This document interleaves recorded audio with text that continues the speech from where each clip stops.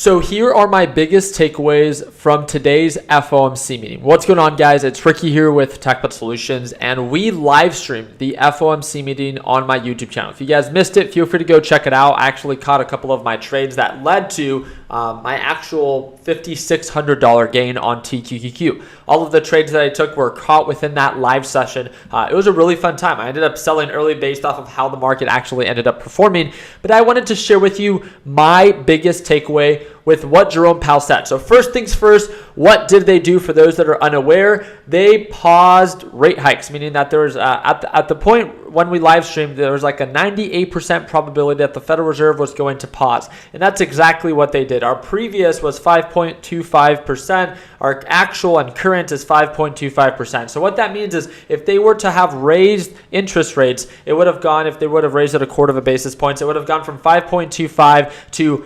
5.5, right? Very simple to understand. When they begin to cut interest rates, if they get to that, then they said, or then 5.25 will actually begin to go down, right? But until they begin to cut, it's going to most likely maintain at 5.25 unless they increase or decrease interest rates. Now, let's talk about there's really just two main takeaways that I had from this FOMC meeting. The first one that I wanted to share with you is the big question that a lot of people had was, is the Federal Reserve going to actually begin to cut rates as soon as the next meeting? Like why pause now if we're not going to cut later? What Jerome Powell said is that the decision of pausing interest rates or pausing hikes is based off of current economic data. And it does not mean that in up and coming FOMC meetings that they will have to continue to pause or cut rates. Kind of going into my second question of like, okay, well, does this mean that there could be any future rate hikes? And Jerome Powell said, yes, there are many actual members in the Federal Reserve that stated that they can expect future rate hikes in 2023 if economic data supports it. So if we begin to see that inflation is not going down as much as expected, everyone was thinking that, okay, well, we're gonna experience rate cuts pretty soon.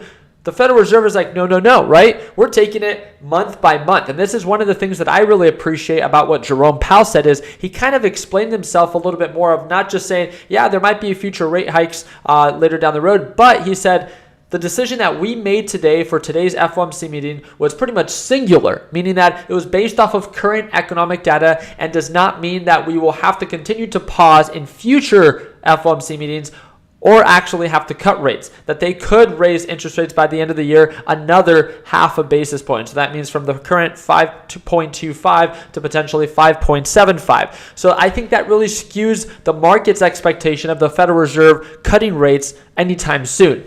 Now, the thing that I wanted to follow up is like, okay, well, where does the market go from here, right? When looking at the market on the 4-hour time frame, we're at 52-week highs. We're literally at one of the highest price points that we've been since 2022.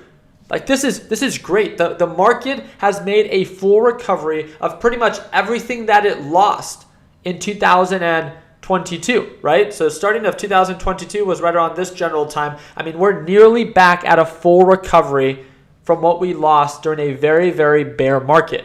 Now the market, and this is just my opinion, is screaming overbought. We're at 76 RSI. The market hasn't really even pulled back to the EMA or the moving average ever since its initial rally back in March. So now it kind of brings me back to the question of like, okay, well, is the market just going to skyrocket from here if the Federal Reserve is going to pause? Or this is what I think is going to happen. I think that we're going to see the market somewhat kind of struggle, or not struggle, but I think we'll begin to see headlines in the up and coming weeks. And this is not just in the next couple of days, but in the up and coming weeks, where if markets begin to slow down, if they begin to slow down, it will be because of the uncertainty of future rate hikes. When Jerome Powell stated what he said is that this does not mean that we cannot hike rates later down the road. When I know that the market's expectation was to pause and or cut rates by the end of 2023. That's all everyone was talking about. But because of what he said, I mean, looking at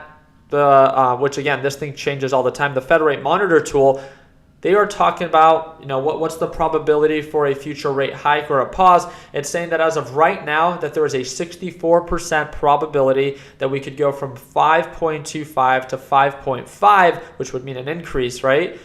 Or a 35% probability of staying from 5.5 to 5.25. Obviously, this is, far from where it is that we are right now. This is still 5 weeks away, nearly 6 weeks away. But I find it very interesting with how overbought we are. We passed the CPI data report. Inflation is good, right? Inflation is coming down as expected. Core inflation, not really, but overall inflation, like things are looking good. But how do things get better from here, right? I'm just really intrigued to see how the market performs in the next couple of weeks and what headlines we see, because we heard them today, and it's very, very clear to understand that when asking the question, will the Federal Reserve raise rates in the future? Very much so, right? Like, it's not out of the question. A lot of members said, like, expect more rate hikes down the road if economic data supports it. So I think that is where we will begin to see the surprises of kind of these pullbacks in the market. But again, we are far, far from that. The market's extremely bullish. Market sentiment is extremely bullish, and it looks like nothing can negatively impact the market. It's making higher highs and higher lows, which is why, again, during today's FOMC meeting, we kept it simple. When the market sold off, watch today's live stream. Literally watch the video that I uploaded before this. It's FOMC Live, and I live streamed that when the market sold off originally during the rate pause.